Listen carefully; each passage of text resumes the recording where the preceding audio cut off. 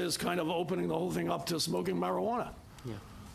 Thank you. Mr. Conroy, I want to turn to you, and thanks for bringing up the Ledane Commission, both Mr. Dickey and Mr. Conroy. I mean, the NDP has been actively pushing for decriminalization for the last 40 years since the Ledane Commission, so it's nice to see that we're finally here.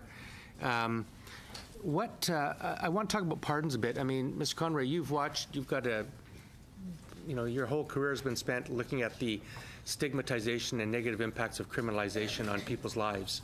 And this bill will continue, actually, to criminalize people, and we're criminalizing people right now. Yeah. So I'm just wondering, what is your advice to this committee on how we might approach pardons for Canadians who maybe have carrying around convictions today for things that this bill will now render legal?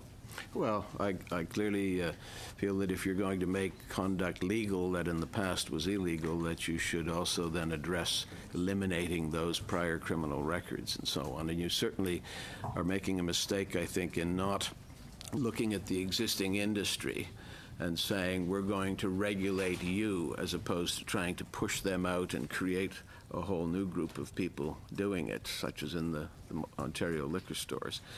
So, because the whole idea, as I understand it, is to try and eliminate the black market. That's what legalization is.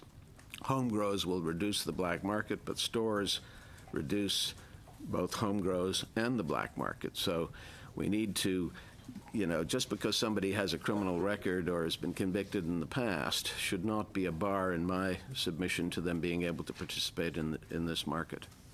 And we should take steps to enable them to eliminate things. Now, the Criminal Records Act is what governs the pardon situation, and there's been recent decisions that have pointed out that the ability to get a pardon is determined by the date of the offense. So we've ended up now with a situation where, depending on how old your offense is, different rules apply under the Criminal Records Act compared to what's in the current version of the Act.